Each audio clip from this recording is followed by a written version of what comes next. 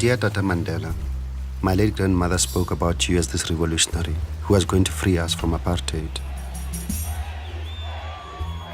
All images of you were banned, so I started to imagine you as this character from folk tales, half man, half beast, with one huge eye in the middle of your forehead.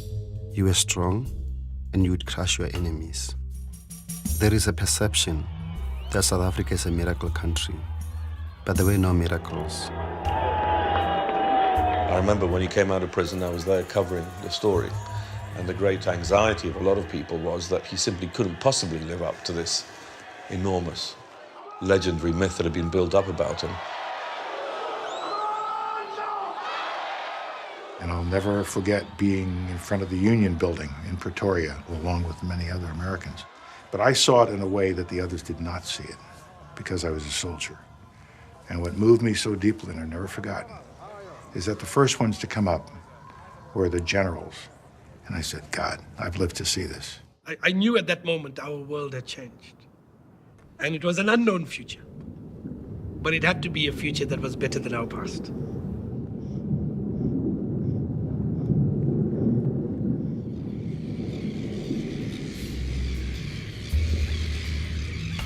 Politicians remind people from time to time that you are free. Nelson Mandela freed you. And they end up believing that, even though they stay in the most degrading and appalling conditions. You remember Bishop Tutu crying on TV, saying, I beg you to say sorry. Fuck that! I'm an artist. I've gone to art school. I've tried drawing my sister.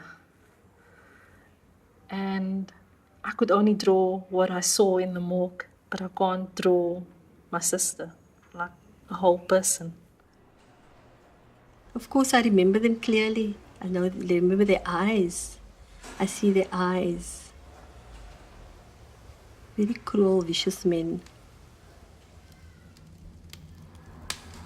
So they bent the body for about 9 hours.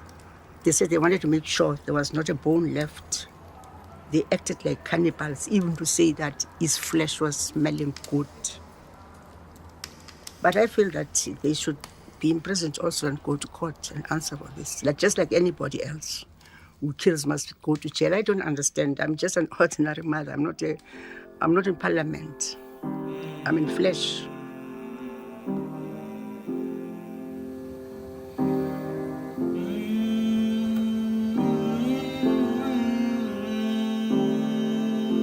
We believe